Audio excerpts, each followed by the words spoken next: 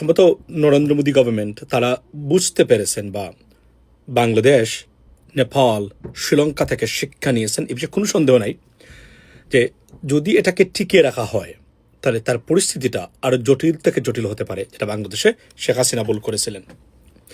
যদিও এই ধরনের যারা মানুষ হত্যাকারী সরকার, যারা নিজের জনগণকে খুন করে ধর্মের নামে, বর্ণের নামে, রাজনীতির নামে, এদের পরিণতি একই। The fate ultimately same for everyone. The problem or the difference is it could take a little bit extra time to face it. That's the bottom line. Apart from that, it's same.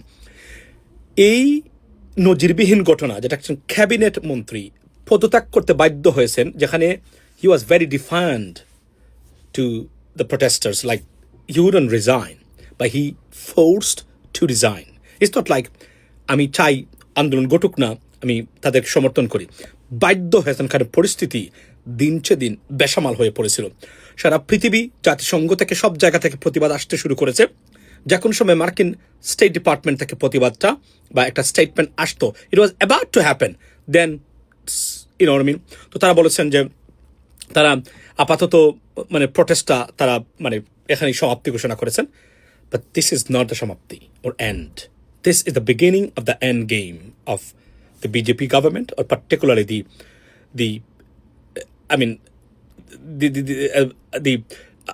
the time of Narendra Modi government. এটা আপনি ধরে নিতে পারেন। নজিরবিহীন ঘটনা হলো নরেন্দ্র মোদী লাইভে এসে ওনার যে চেহারা, ঠিক শেখ হাসিনা যখন বাধ্য হয়ে লাইভে এসেছিলেন একই অবস্থা, একই চেহারা। এটা নিয়েও যে ধরনের হাস্যরসের সৃষ্টি হয়েছে, নজিরবিহীন। বারবার বলছি, একটা সরকার বা একটা রাজনৈতিক নেতা যখন প্রতিবাদ নয়, ট্রোলের শিকার হয়, হাসি তামাশার শিকার হয় এবং তাকে হিলারিয়াস বা ফানি ক্যারেক্টার হিসেবে উপস্থাপন করে, বোঝা যায় তার গুরুত্ব এবং তার মর্যাদা, অথবা তার, আমি যদি বলি যে ক্রেডিবিলিটি শূন্যের কোঠায়। এবং নরেন্দ্র মোদী গভর্নমেন্টের ক্রেডিবিলিটি মোর দেন দ্যাট। এবং আলটিমেটলি এই সরকার ফিজিক্যালি থাকবেন হয়তো আরও কিছুদিন, যেটা বলেছিলাম শেখ হাসিনার ক্ষেত্রে, বাট সারা পৃথিবীতে এবং ভারতের ভিতরে নরেন্দ্র মোদী গভর্নমেন্টের মৃত্যু ঘটেছে। যে ক্রেডিবিলিটি এবং দাম্ভিকতা ছিল, তার মৃত্যু ঘটেছে। এখান থেকে উত্তরণের পথ আর নেই। ইটস ওভার, ইটস গন। এবং ভারতের শুধু এটা না, ভারতের অন্যান্য যে বিষয়, অর্থনৈতিক ক্ষেত্রে বা রাজনৈতিক যে সিস্টেম, যেগুলা যে ধরনের মানে ধ্বংস হয়েছে, এটার পরিস্থিতি আরও কতটা জটিল যাবে বলা অপেক্ষা রাখে না, লেডিস এন্ড জেন্টলম্যান। আমি গ্যারান্টি দিতে পারি আজকে আপনাদেরকে, নরেন্দ্র মোদী গভর্নমেন্টের মাধ্যমে ইন্ডিয়ার কোনো ব্যাপক পরিবর্তন তো হবেই না।